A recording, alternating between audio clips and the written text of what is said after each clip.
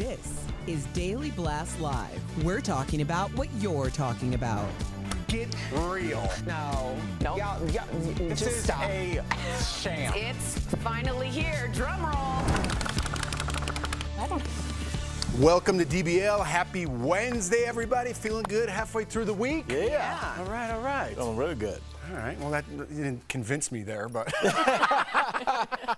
Well, you said something right before you came on camera, and I was like, wait a second, do I? I know. So me and Tori are talking, but we'll get to it. Literally, we'll get to it. All right, we all feel like garbage. Let's get to it. All right, no, I'm just kidding. We're getting a new look at the new Netflix limited series about the Menendez brothers. It's the second installment of Ryan Murphy's Monster series. He did the same thing with Jeffrey Dahmer's story last year, if you remember. So in 1989, Lyle and Eric Menendez admitted to killing their parents. The brothers said it was in self-defense because they claimed their parents were abusing them.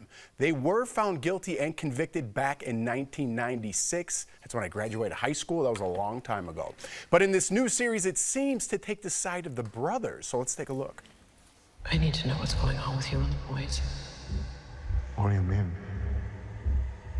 I need to know. I don't want there to be any more lies between us. I won't tell anyone. It is over. It's done. I'm going to fix this family.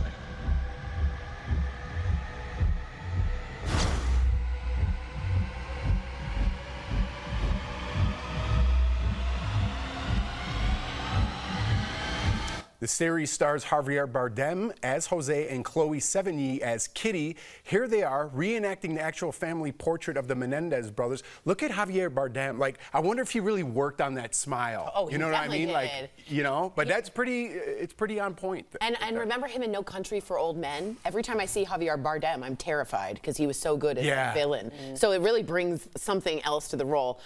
Rosie O'Donnell has been championing this case for a while. There's been many Menudo members that have said they were also abused sexually by Jose. So I'm very happy that this case is at least getting a re-examination, much like Ava DuVernay when they re-looked at things. Sometimes these things can turn into, let's go to court again. Yeah. I'm not saying they should be free, and I think that's important, but I do think their extenuating circumstances of complete sexual abuse and trauma should have been brought up at trial in a way in which we could have talked about degrees of murder, because clearly they murdered their parents, but why?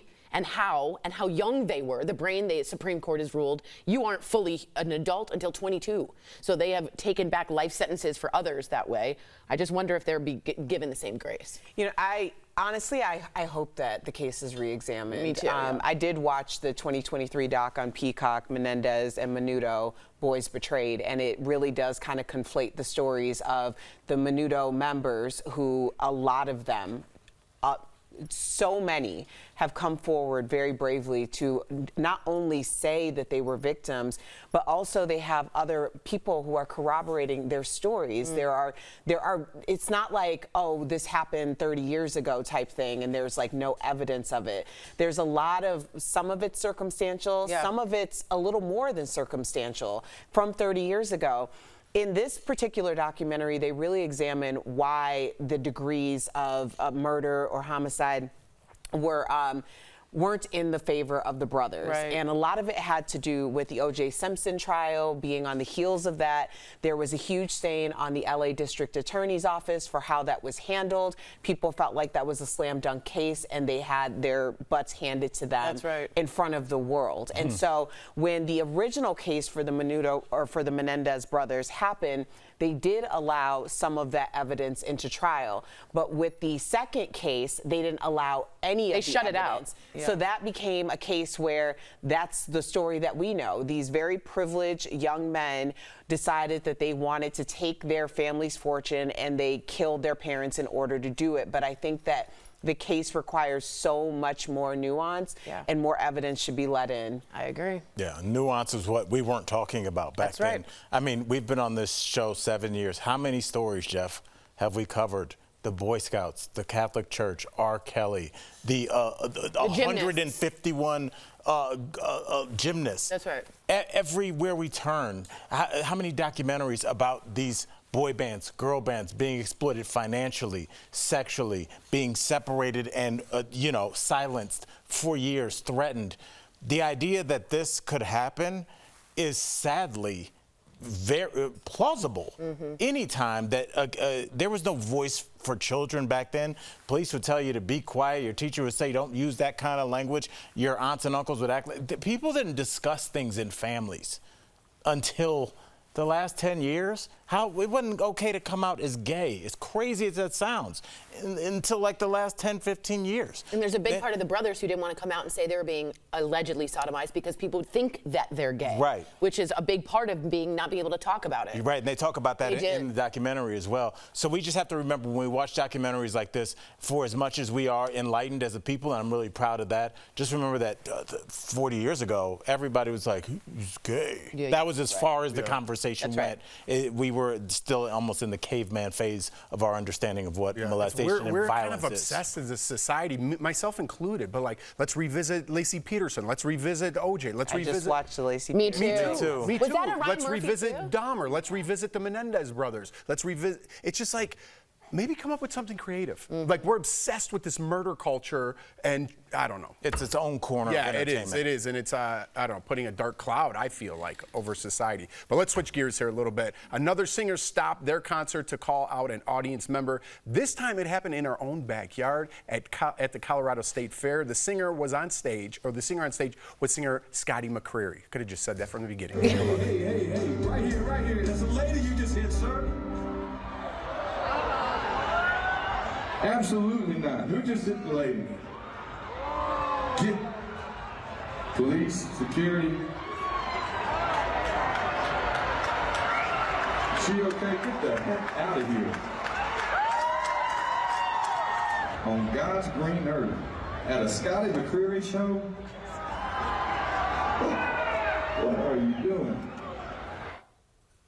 At a Scotty McCreery show. So if you remember, Scotty was from American Idol. He won back in 2011. I remember him. I loved him. Yeah. Now he's at the Colorado State Fair. He continued the concert after the man was escorted away by security. It's unclear if the man was charged with anything, but Scotty's denied to comment on the incident, which I think is a little weird because he seemed pretty opinionated up there. I think he probably doesn't want to continue this to go on and on and on. Why not? It's becoming an issue. Right, and honestly, in the morning meeting, I was very adamant because since the beginning, since Travis Scott, Erica, your body language, I'm not digging it. Come on over here, let's have this discussion. Let me straighten up and fly right. Since Travis Scott, Act more interested. I feel like there has been a unconscious or conscious effort of entertainers trying to help stopping their show. If there is a fight at a Dolphins game, the quarterback doesn't drop the ball and be like, hey, section 138. That is the security's responsibility. Now, in a situation like this, it does appear like something happened. We've had entertainers stopping for people taking photos. Somebody like passed out one time, which is all people do at concerts. No, but I was at a Dave Matthews concert this weekend, and someone passed out right in front. And Dave, quiet, just easy. We need, da-na-na-na-na-na. We need some help right here. Da-na-na-na-na. And it didn't disrupt. It was helpful. They came. They couldn't see him, and he was down, and they needed to like stretcher him out of there. So I'd rather have him stop for 2 seconds than have a dead man or woman at a concert. No, I find it very difficult to believe that if you were on stage doing a show and some man reached across and decked his wife in the face, that you wouldn't jump off stage to help. I find it very difficult to believe. Said defense rests. I said in this situation, totally called for. But I have done shows where people are hammered and were asleep at their table, were having such loud discussions that they needed to be escorted out by security, making a lot of noise, but still doing the show for the other couple hundred people there. There is some kind of cognitive dissonance that I think that the entertainer has to have, that the show must go on. Take it back to old school entertainment. Erica, you got to do the show. I can't stop the show. You would be in the Not if somebody hit their wife. Yeah, yes. because we're talking about people who might be in danger, like their life might be in danger. So and they have a whole reaction. group of people that they've hired just just to handle that, Erica. But if you see someone making loud noise, that's different than someone either getting hit or fainting. That's something where you need help. What if he was seizing? What if they needed help right away? That could save someone's life. No, that's not going to work for you? I don't know if somebody's seizing, of course. Right. But I'm saying little minor skirmishes at a show is what a show is. 200, 300,000 people there, not 1,000, but 2,000 people there. There's going to be a couple passed out. Al, you know what I'm going to miss most about this show? What? Everyone from 1980 and before was hammered. The point Ask people about their uncles from the early 80s. There's some stories. Don't tell me everyone from 1980 and before wasn't hammered. All right. That's my favorite. Coming up on DVL. Keith Carradine tells us all about his new movie, Afraid, featuring a creepy virtual home assistant. And Tom Girardi is found guilty of wire fraud. Erica is going to talk about that next. Yeah.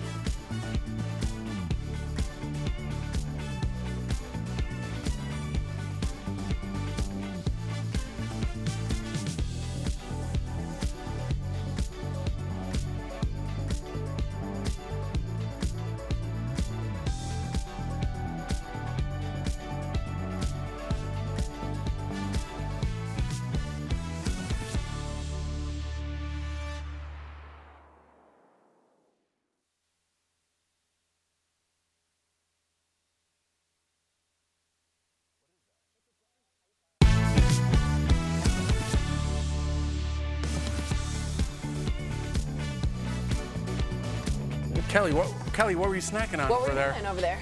What do you got for lunch? I just got lunch. Right now? Is That that looks just delicious. white rice? Did you just get a bowl of rice? She got. It's a burrito bowl. Oh, cool. Okay. Shout out Chipotle. I do want That Chipotle looks right good. now. All right, yeah. Can you share? Yep. We got some other breaking news. Huh? We've got some big headlines, not only about burrito bowls, but coming from the Bravo world as well. First up, Tom Girardi, who is the estranged husband of Real Housewife Erica Jane, has been convicted in a massive Ponzi scheme. A jury found him guilty of 4 counts of wire fraud for embezzling at least $15 million from his clients. He faces up to 20 years on each count, and he's already 85 years old. This doesn't look great. Erica split from Tom in 2020, saying her marriage was not real, and says she lost everything after it. The two were married for 21 years. This Ponzi scheme lasted 10 years. So, Erica, I'm going to come to you. Yeah. Do you think Erica Jane knew anything about this Ponzi Erica, let me scheme? step in because I've been following this. Yeah. You know, it's unclear as to what she actually knew, and this is something that has divided the Bravo Nation. However, as someone who is married, there's just certain things that if something it smells funny, it likely is fish. Like, you know, I don't know if that's a saying, but it is now. There's other things that smell. That's true. But I think that there is a willful ignorance in a lot of these situations, because if you're benefiting from whatever's happening, it's very difficult to step in and be like, I just want to make sure that everything's on the up and up. But what people have to see is, like, this is a woman who was married to this man for 21 years and likely thought that she was going to sail off into the sunset with whatever he had gained during the course of that marriage once he was no longer with us.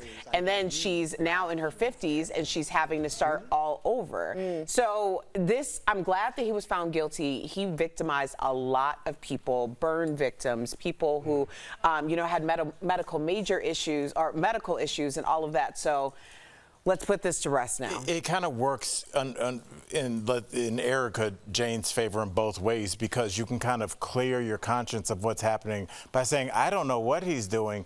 And also, if he does get indicted like he is, there's really no way for them to, because it's hard to litigate what you definitely knew. But you know, if your husband Brooks was running a stolen car empire out of your house, you'd be like, I just thought he liked vintage cars.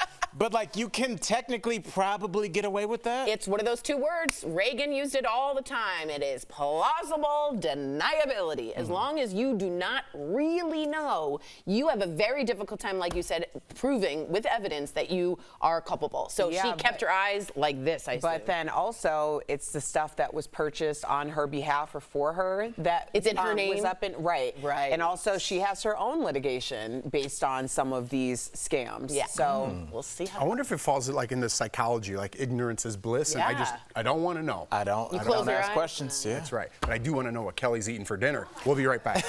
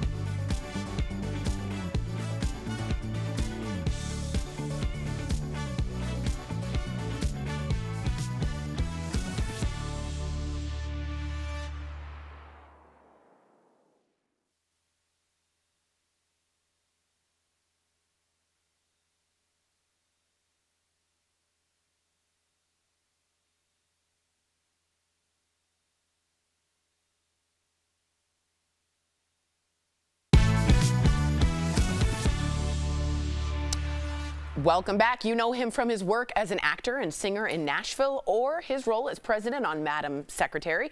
Now he's taking on an entirely new role in the film Afraid. Earlier, we spoke with Keith Carradine. Take a look.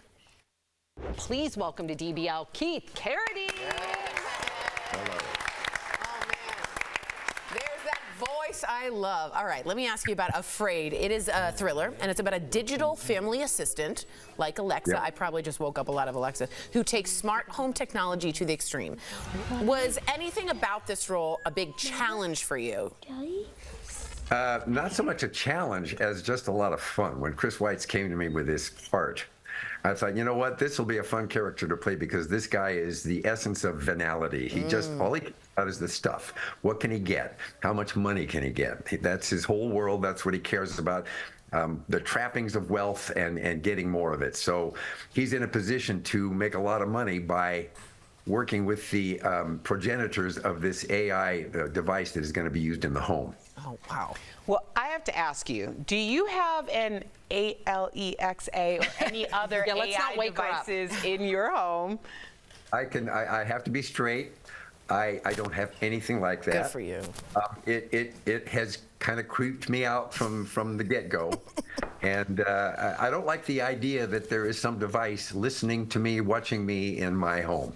If I want to communicate with somebody, I'll reach out and communicate.